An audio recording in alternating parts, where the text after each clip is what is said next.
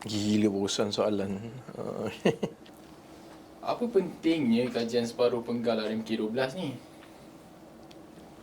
Gila bosan soalan. um, Yang Amat Berhormat Perdana Menteri akan membentangkan kajian separuh penggal rancangan Malaysia ke-12. Rancangan Malaysia 5 tahun adalah satu kerangka ekonomi yang menyeluruh yang telah membangunkan negara selama ini, dan ia menetapkan sasaran-sasaran penting. Jadi bagaimana program kerajaan, bagaimana peruntukan disalurkan, dan bagaimana hala tuju, sama ada patut kekal begitu ataupun perlu ditukar, semua itu secara besarnya ditetapkan melalui rancangan Malaysia 5 tahun. Kita sekarang dalam rancangan Malaysia ke-12 untuk tahun 2021 sehingga 2025. Dan kalau sebelum ini kajian separuh penggal itu hanyalah untuk menilai prestasi, tapi kajian separuh penggal untuk kali ini adalah unik kerana dua perkara. Pertama, kerana COVID yang berlaku tahun 2020 hingga 2022 itu telah merubah banyak perkara. Jadi ia perlu dinilai 100% kembali kerana banyak tanggapan ataupun perancangan yang dibuat sebelum COVID itu sekarang sudah tidak boleh diguna pakai. Jadi dia sama seolah-olah kajian separuh penggal kali ini ialah perancangan yang baru untuk negara. Yang keduanya pula ialah kerana ini pentadbiran baru, dan Yang Amat Berhormat Perdana Menteri dah membentangkan ekonomi madani yang meletakkan dua sasaran. Satu untuk menaikkan ceiling, yang kedua untuk menaikkan lantai. Jadi ceiling ini adalah untuk memastikan bahawa ekonomi kita diangkat ke arah nilai yang lebih tinggi. Maksudnya gaji yang lebih tinggi, maksudnya kandungan teknologi dan kandungan nilai yang lebih baik. Itu akan meningkatkan prestasi ekonomi negara kita, dan ada beberapa perkara yang saya ingat kita sudah sedia maklum. Contohnya untuk kita beralih kepada industri-industri baru yang bernilai tinggi dan mempunyai potensi pertumbuhan tinggi yang kita sebut sebagai high growth, high value.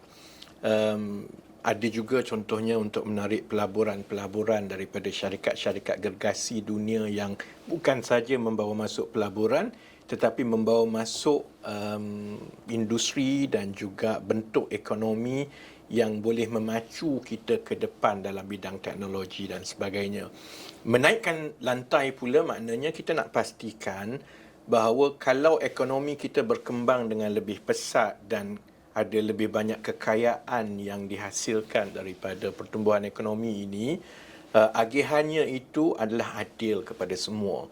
Sebab itu contohnya kita memberi tumpuan untuk 7-8 bulan yang lepas, banyaknya sebenarnya adalah kepada golongan terbanyak rakyat, bukannya segelintir golongan kaya ataupun industri-industri mewah yang dimiliki oleh kumpulan tertentu.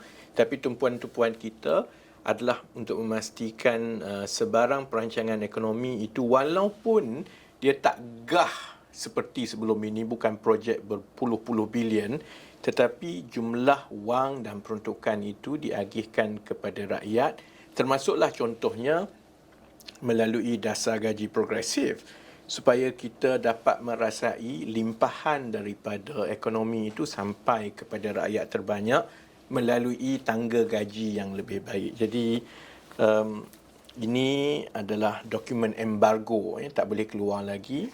Dia tak boleh dikeluarkan sehingga ia dibentangkan oleh Yang Amat Berhormat Perdana Menteri hari Isnin 11 September ini di Parlimen. Tetapi kalau orang ramai nak melihat bagaimana kerangka ekonomi madani yang nak menaikkan ceiling dan menaikkan lantai itu diterjemahkan kepada program-program ekonomi, dasar-dasar khusus dan inisiatif-inisiatif dari pihak kerajaan swasta. Tunggu pembentangan kajian separuh penggal oleh Yang Amat Berhormat Perdana Menteri minggu depan. Saya yakin apabila perkara ini diteliti dengan baik, itu akan memberi gambaran yang cukup jelas kepada seluruh rakyat Malaysia, dan bagi setiap tumpuan yang digariskan di dalam kajian separuh penggal ini, kita pastikan bahawa manfaat yang akan diterima itu dijelaskan, manfaat kepada rakyat, manfaat kepada pihak swasta dan juga manfaat kepada kerajaan. Oleh kerana ini embargo, kena tunggu minggu depan, tapi ini akan menjelaskan lagi hala tuju ekonomi dan dasar oleh kerajaan perpaduan sekarang, dan saya harap selepas ini pembangkang tumpukan kepada perkara-perkara ini dan jangan main sentimen yang tak ada kena-mengena dengan usaha kita untuk membantu rakyat seperti yang digariskan di dalam kajian separuh penggal ini. Dan saya harap bila ada perdebatan di parlimen nanti, pastikan perdebatan itu bermutu dan seboleh-bolehnya elakkan pantun-pantun bodoh.